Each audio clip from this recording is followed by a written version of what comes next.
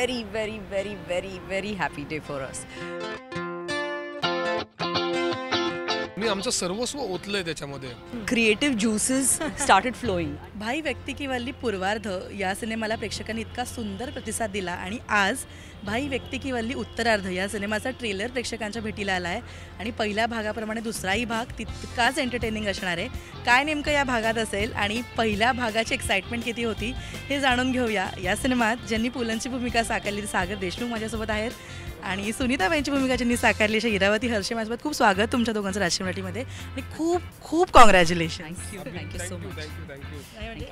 मला वाटतं की दरवेळेला इंटरव्ह्यू द्यायला इतकी मजा येते राजश्री मराठीला की इतकी आमच्यापेक्षा जास्त एक्साइटमेंट हिला असते दरवेळेला. पण मला वाटतं की एक फार महत्त्वाची प्रेक्षक आहे ती आमची आणि ती ज्या पद्धतीने उत्साहाने प्रतिक्रिया व्यक्त करते तर त्याच्यासाठी तुला खूप thanks. Thank you so much. Thank you. पण इतका प्रेक्षकांना पहिला भाग आवडला आणि जेव्हा मी सोशल मीडिया बघते तेव्हा खूप पॉझिटिव्हली लोक कमेंट करत आहेत की वाह क्या बात, या टाईप सगळ्या कमेंट आहेत.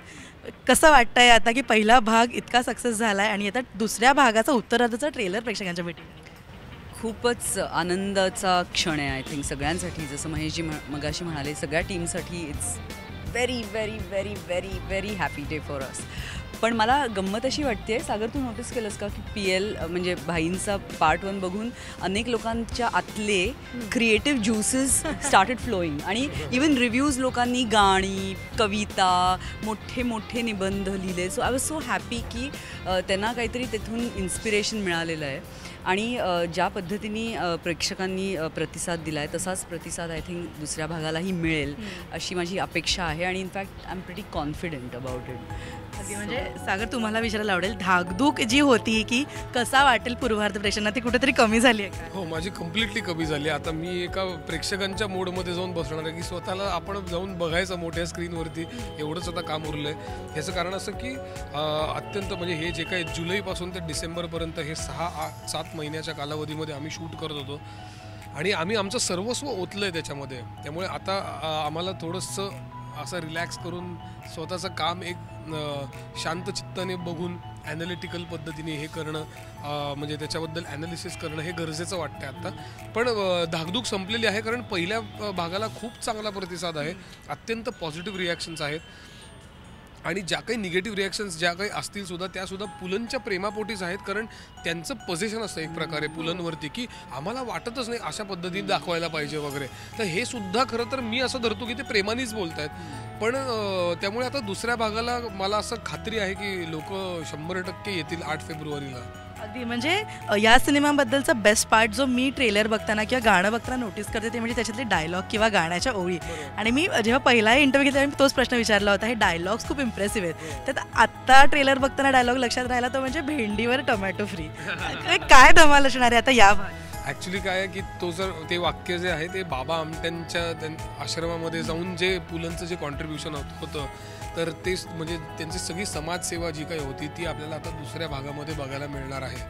आणि ते इतकी आवली होते खरं तर पुलं की ते बाबा आमटे त्यांना असं म्हणतात की आम्ही आमच्या इकडे काही भाज्या उगवतो आणि आम्ही जाऊन विकतो. तर हे म्हणतात की मी कधीही भाजी विकण्याचं काम करून बघितलेलं नाही आहे, आज तुमच्याबरोबर तेही करून बघतो म्हणून हे त्यांच्याबरोबर जाऊन भाजी विकतात. असा तो एक फार विनोदी प्रसंग त्याच्यामध्ये आहे. पण त्याला एक ड्रॅमॅटिक कलाटणीसुद्धा आहे जे आपल्याला चित्रपटामध्ये बघायला मिळेल की जी अत्यंत महत्त्वाची आहे. आणि त्या कलाटणीमुळे पुलं कसे माणूस म्हणून बदलले हा चित्रपटाचा हा उत्तरार्धाचा फोकस आहे. आणि मी पहिल्या भागात सुद्धा जेव्हा मी सांगितलं होतं तुला की आपल्याला त्यांचं माणूस म्हणून व्यक्ती म्हणून ते कसे बदलत गेले, काही महत्त्वाच्या व्यक्ती त्यांच्या आयुष्यात आल्यामुळे सुद्धा त्यांच्यामध्ये कसा बदल झाला याच्याबद्दल हा चित्रपट आहे. तर तसाच हा जीवनपट पुढे आता प्रोसीड होणार आहे. म्हणजे खूप धमाल आणि फिलिंग्सचं मिक्सचर असं म्हणायला हरकत नाही. जेव्हा तुमचा तो सीन आला की कलेशी तडजोड केलेली तुलाही जाणणार नाही आणि मलाही जाणणार नाही, त्या खरंच डायलॉग मागची स्टोरी मला ऐकायला खरंच मी सांगायची आहे. नाही मी पूर्णतः रिव्हील नाही करणार, पण आय थिंक त्या डायलॉगमध्ये त्याच्यातनं असं दिसून येतं की त्या दोघांचे प्रिन्सिपल्स काय होते आणि विचारसरणी काय होती कलेच्या प्रती आणि इवन आयुष्याच्या प्रती. सो ते दोघंही they were on the same page most of the times right. जसं सागरनी त्या दिवशी मला सांगितलं की जेव्हा पुलं म्हणायचे की मला असं वाटतं, तेव्हा ते म्हणतात की मला आणि सुनीताला असं वाटतं, हे तुम्ही समजून घ्या.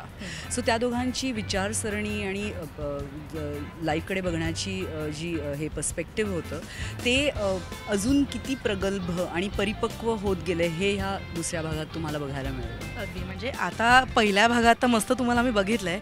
दुसऱ्या भागाचं वैशिष्ट्य म्हणजे आता विजय सर आणि शुभांगी मॅमसुद्धा याच्यात बघायला मिळतील. ट्रेलर आजच उत्तरार्धाचा रिलीज झाला आणि मस्त ट्रेलर आहे. जाता जाता प्रेक्षकांना उत्तरार्धाबद्दल काय सांगा? मला असं वाटतं की जर तुम्हाला एक संपूर्ण अनुभवायचं असेल PLची जर्नी आणि सुनीताबाईंची जर्नी, तर तुम्ही दुसरा भाग जरूर बघावा. कारण का पहिला भाग बघून जरी तुमचं मन भरलं असेल तरी ते अजून भरून उतू जाऊ दे असं मी म्हणेन. त्याच्यासाठी तुम्हाला उत्तरार्ध बघायला पाहिजेच. पहिल्या भागाच्या शेवटी सगळ्यांना असं एक म्हणजे असं भरून आलं होतं की हे आपण आता काय बघितलं आहे. तर तशाच पद्धतीचं काहीतरी दुसऱ्या भागात आहे. फक्त ते काय आहे आणि कधी येतं हे मी आत्ता सांगणार नाही आहे, कारण तीच गंमत आहे. मला वाटतं 8 तारखेचा हा जो मी काय आत्ता सस्पेन्स आहे तो 8 तारखेला फोडला जाईल. तर तो तुम्ही नक्की बघा. आता माझ्या डोक्यात विचार चालू राहील की आता 8 तारखेला नेमकं काय बघायला मिळेल. पण थँक्यू सो मच. पुन्हा एकदा congratulation. Wish you very all the best. Thank you.